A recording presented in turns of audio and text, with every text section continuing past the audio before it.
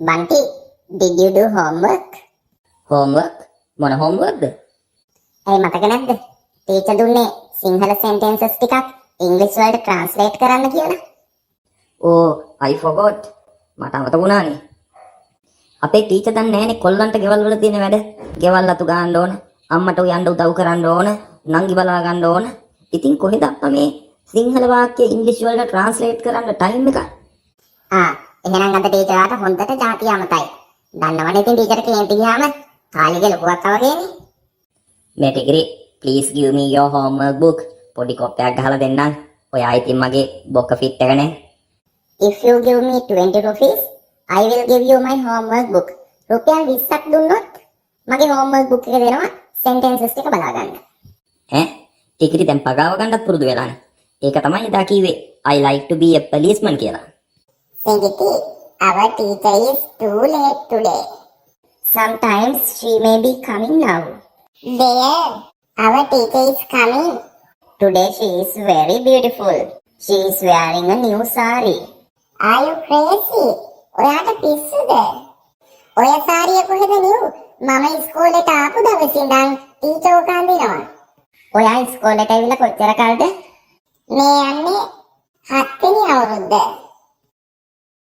Good morning, children. Good morning, teacher. I am little bit late today. Little bit late නෙවෙයි teacher, too late.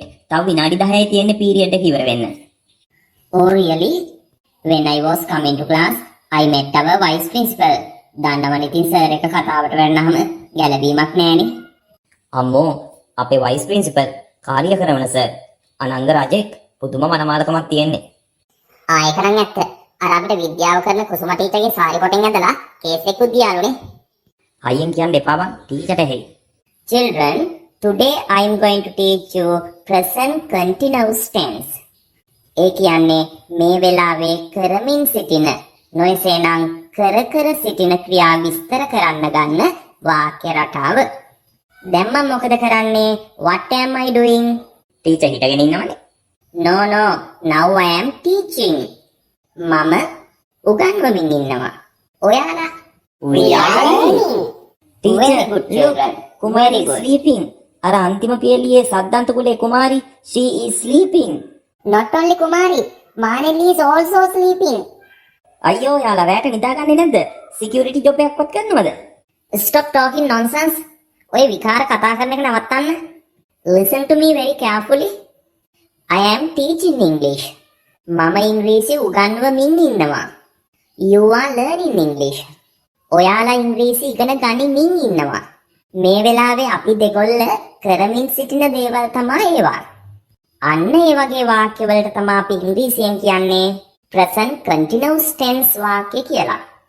හොඳයි ටිකිරි. ඔයා TV බල ඉන්නකොට ඔයාගේ අම්මා අහනවා ටිකිරි what are you doing කියලා. ඔයා කොහොමද එතකොට උත්තර දෙන්නේ? I am watching TV.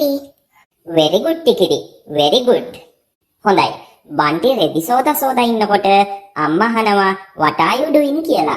කොහොමද බන්ටි උත්තර දෙන්නේ? අනේ ටීචර් මන් රෙදි හොදන්නේ නැහනේ. අම්මා තමයි මගේ පොඩි කලෙසමේ ඉඳන් හොදන්නේ. Okay. Just imagine. නිකන් හිතන්නකෝ. රෙදි සෝදනවා කියලා කොහොමද උත්තර දෙන්නේ? I am washing my clothes. Very good බන්ටි. Very good. හැබැයි බන්ටි ඉතින් දැන් ලොකු ළමයෙක්නේ. දැන් තමන්ගේ රෙදි තමන් සෝද ගන්න ඕන. හොඳයි. චූටිගෙන් අහනවා චූටි පොතක් කියවා ඉන්නකොට අම්මා චූටි what are you doing කියලා. උත්තරේ කියන්න බලන්න. I am reading a book. Very good චූටි, very good. හොඳයි. එතකොට අපි present continuous tense වාක්‍යයක් නිර්මාණය කරනකොට am is ආට පසුව ක්‍රියාපදය ing ස්වරූපයෙන් තමයි තියන්නේ. කොහොමද කියන්නේ සිඟිති? තාත්තා වත්තේ වැඩ කරමින් සිටිනවා කියලා. Father is working in the garden. Am I correct, teacher? Very good, Singiti. Very good. You are correct. හොඳයි. දැන් හැමෝම present continuous tense වාක්‍ය එක ගානේ කියන්න බලන්න. හොඳ ළමයි වගේ. I will start, teacher. I will start. They are playing cricket. Very good. I am working on the computer. චූටි කම්පියුටර් එක උඩ නැගලාද වැඩ කරන්නේ? on the computer කියලා කිව්වේ. නෑ බන්ටි. චූටි හරි. යම් කිසි device එකක් සමග වැඩ කරමින් ඉන්නවා නම් අපි ගන්න නිපාත පදේ තමයි on the laptop, on the computer, on the phone, අන්නේ විදිහට. That sentence is correct. ඇත්ත පඬිතයා. දන්නති දේවල් කියන්න ආවා. හූ. ටීචර් කොහොමද ඉංග්‍රීසියෙන් කියන්නේ මම මහත් වෙනවා කියලා? සිංගිති කොහෙද මහත් වෙන්නේ? හූනෙක් වගේනේ. මම නෙවෙයි යන්නේ අපේ චූටි අක්කා නිතරම කියන වාක්‍යයක්. දවසින් දවස මම මහත් වෙනවා. එයා නිතර මේ වාක්‍යය කියනවා. ඒකයි මං ටීචර්ගෙන් ඇහුවේ. හොඳ ප්‍රශ්නයක්. මම මහත් වෙනවා කියලා ඉංග්‍රීසියෙන් කියන්නේ I am getting fat. I'm getting fat කියන්නත් පුළුවන්. I am කෙටි කරනවා I'm getting fat. එතකොට ටීචර් දවසින් දවස කියන්න ගන්න අපි day by day නේ. I'm getting fat day by day. I'm getting fat day by day. හොඳයි. තව කවුද වාක්‍ය කියන්නේ? කියන්න බලන්න. කටහුරු වෙන්නත් එක්ක. Teacher I'm singing a song. හරි නේද sentence එක? Very good Bunty, very good. දාන්න ටිකිරි 5ක්. Bunty, I know that you can sing songs well. Can you sing a song now? I'm shy teacher. Don't be shy. Please sing a song. Okay teacher, I will start. මණිකේ මගේ හිතේ මුදු වේනුරා හැඟුම් යාවි. ඇවිලේවි. නෙරියේ නුඹේ නගේ මගේ නෙත්තේ මෙහා යාවි. සිහි වේවි. මා සිත ළඟම දැවටෙනා උරු පෙමක පැටලෙනා රුවනාලේ මනහරේ සුකුමාලි නුඹ තමා මණිකේ මගේ හිතේ. අපෝ මං හිතුවේ ළමා ගීතයක් කියයි කියලා. මැනිකක් ගන්න කීවේ. කමක් නෑ. කොහොම හරි බන්ටි චැලෙන්ජ් එක බාරගත්තනේ. හොඳයි. ඒ වගේම ළමයි අපි present continuous tense එක ගන්නවා නුදුරු අනාගතයේදී කරන්න සැලසුම් කරලා තියෙන ක්‍රියා ප්‍රකාශ කරන්න. උදාහරණයක් වශයෙන් මම ලබන මාසේ කැනඩාවට යන්න ඉන්නේ. කොහොමද ඒක අපි ඉංග්‍රීසියෙන් කියන්නේ? I am flying to Canada next month. මේ වාක්‍යයක් කියන්නේ අපි එතකොට present continuous tense එකෙන් I am flying to Canada next month. Teacher fly කියන්නේ ඉගිලෙනවටනේ.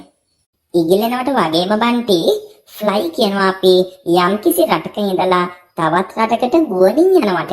අපි කොහොමත් කැනඩාවට යන්නේ ගුවනින්නේ. ඒ නිසා තමයි I'm flying to Canada කියලා කිව්වේ.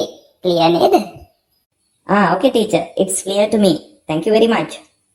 තවත් මම example එකක් කියන්නම්කෝ. I'm going to Kumari's birthday party tomorrow. I'm going to Kumari's birthday party tomorrow.